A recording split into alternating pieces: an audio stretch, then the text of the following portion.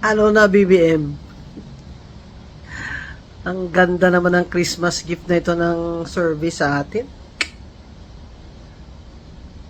Sa Luzon lang siya. Lamang kay BP Sara. Kasi syempre, maraming congressman doon. Diba? Na paldo-paldo na. Tsaka, syempre, alam nyo naman ang mga taga Luzon, maraming dyan, loyalist na Marcos. Pero, ang support system talaga ni BBM, yung mga congressman na paldo-paldo nung term ni Romualdez. Tsaka tuloy-tuloy yung ligayan ng mga yan. Diba? Siyempre, down the line, mga mayor, diba? Pero mga mayor, mag-isip na po kayo. Kahit naman po siyang presidente, ito naman ang internal revenue allotment nyo. Yung paganda, pagpalago sa mga bayan ninyo, ay nasa kamay naman ninyo yan. Real estate tax collection, is an order, cleanliness, nutrition, health ng mga tao nyo. Eh, nasa pagmamanage nyo yan, kahit na wala kayong infrastructure funds na kinikikbakan lang naman ng mga congressman nyo. Bibigyan kayo dyan, tigi-tigi lang naman. Drizzle lang. Nakaka naman yan ng dignidad. Nakakababa naman yan ng dignidad. Kaya, mag-isip na po kayo, mga mayors, na gumawa na kayo ng tama sa 2028. Do not support BBM Gang. Do not support his candidate. Do not support itong mga tatakbong senador na ito na nagpapahirap sa bayan natin. Tsaka, ito na yung turning point. -3 siya sa, sa,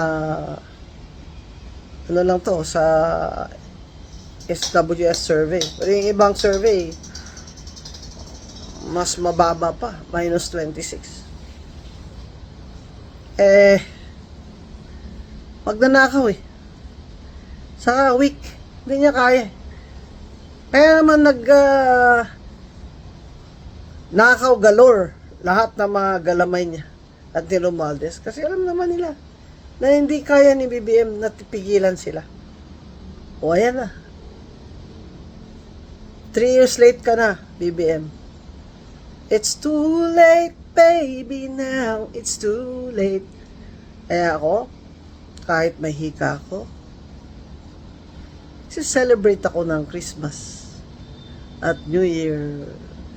Ang New Year's wishes ako at New Year's resolution.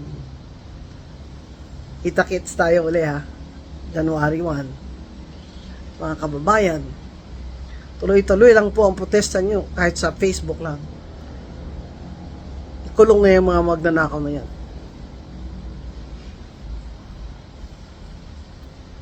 Sama nila dyan si Sandro.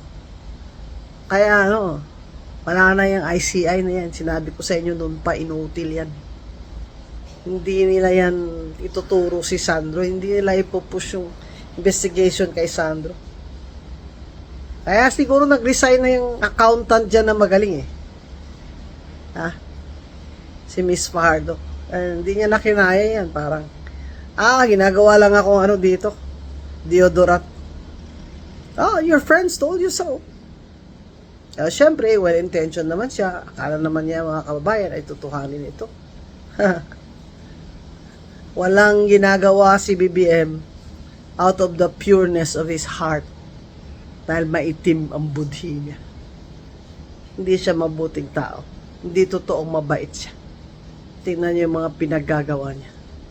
Dapat humingi na siya ng patawad sa Panginoon at mag-resign na siya at magpagamot ng kanyang cocaine addiction.